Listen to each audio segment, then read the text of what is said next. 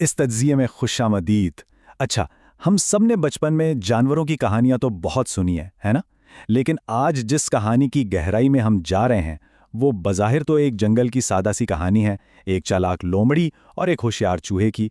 लेकिन यकीन माने, ये इंसानी रवैयों, हमारी नीयतों और उनके नताइज का एक बहुत ही ज़बरदस्त और गहरा अक्स पेश करती है। तो चलें, बगैर किसी ताख़ीर के शुरू करते हैं। अब जरा इन दो किरदारों को देखें।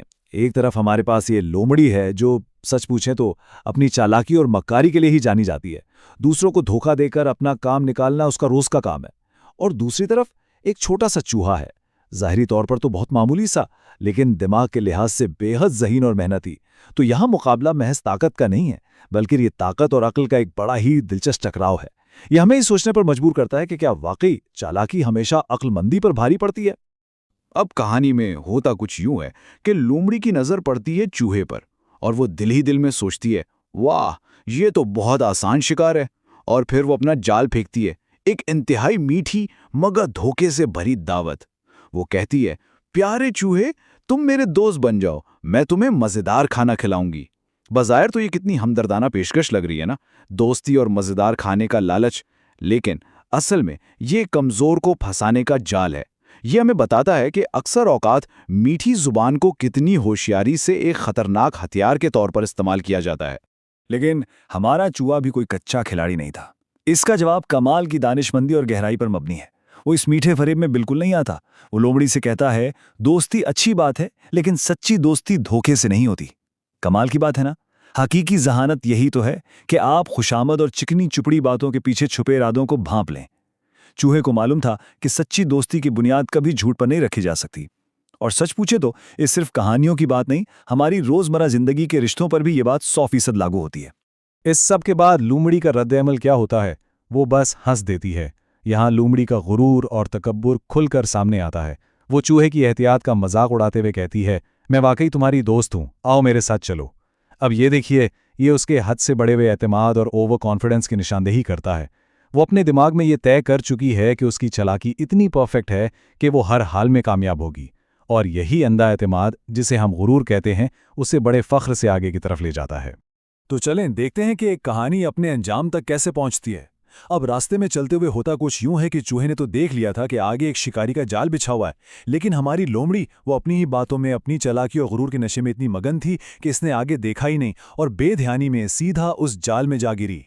ये कहानी का एक बहुत ही ज़बरदस्त मोड़ है, जहां यह साबित होता है कि किस तरह आपकी अपनी मक्कारी और हद से ज़्यादा एतमाद ही आपको अंधा कर देता है और सीधा तबाही की तरफ ले जाता है। और अब हालात बिल्कुल बदल चुके हैं। शिकारी के जाल में फंसी हुई लोमड़ी पर खौफ और घबराहट तारी हो जाती है। वो लोमड़ी जो कुछ देर पहले तक खुद को बहुत होशियार समझ रही थी, जो चूहे को अपना निवाला बनाना चाहती थी, अब वो जान बचाने के लिए उसी चूहे के सामने गिड़गिड़ा रही है। वो इल्तिजा करती है, चूहे भाई, मुझे बचाओ, मैं वादा करती हूं कि आइंदा किसी को धोखा नहीं दूंगी। जरा तसव्वुर करें उस बेबसी का।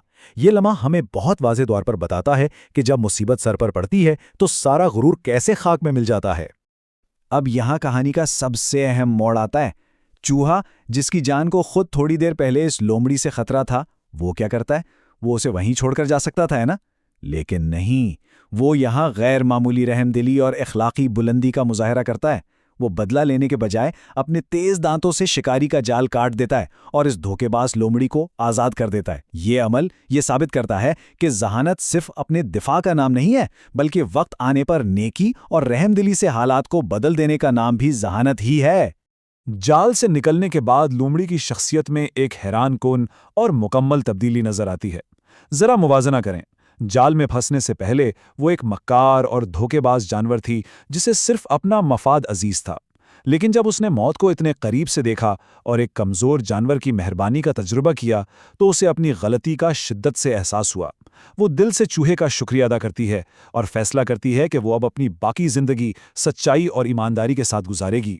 इससे हमें यह सीखने को मिलता है कि एक छोटी सी बेलोस नेकी किसी की भी पूरी जिंदगी और सोच को बदल कर रख सकती है। तो आखिरकार इस सारी कहानी का निचोड़ हमें किन आलमगीर सच्चाइयों की तरफ ले जाता है? देखें, चालाकी और धोखाधड़ी वक्ती तौर पर तो आपको बहुत फ़ायदा दे सकते हैं, लेकिन आखिरकार इनका अंजाम हमेशा नुकसानदेह ही होता है। इसके बिल्कुल बरक्स, अक्ल, समझदारी और नेकी वो खूबियां हैं जो शायद फौरी नतीजा ना दें, लेकिन बिलाखिर हमेशा कामयाबी, तहफ़्फ़ुज़ और दिली सुकून का बायस बनती हैं। ये वो उसूल हैं जो सिर्फ एक जंगल की कहानी तक महदूद नहीं है, बल्कि हर दौर में हमारी रोज़मर्रा की ज़िंदगी में पूरी तरह कारआमद हैं। और अब इस तज्ज़िये के इख्तिताम पर हम एक बहुत ही गहरे सवाल के साथ आपको छोड़े जा रहे हैं। क्या एक आदी धोखेबाज की फितरत वाकई इतनी आसानी से बदल सकती है? और आज की इस तेज़ रफ्तार दुनिया में, जहां हर कोई बस आगे निकलने की दौड़ में है, क्या आर्जी फ़ायदे के लिए चालाकी अपनाना ज़्यादा बेहतर है, या फिर सच्चाई और नेकी का वो तवील मगर पायदार रास्ता चुनना? इन सवालात पर ज़रूर गौर कीजिएगा, क्योंकि इनके जवाबात ही हमारे और हमारे माशरे की सिमत का तयन करते हैं।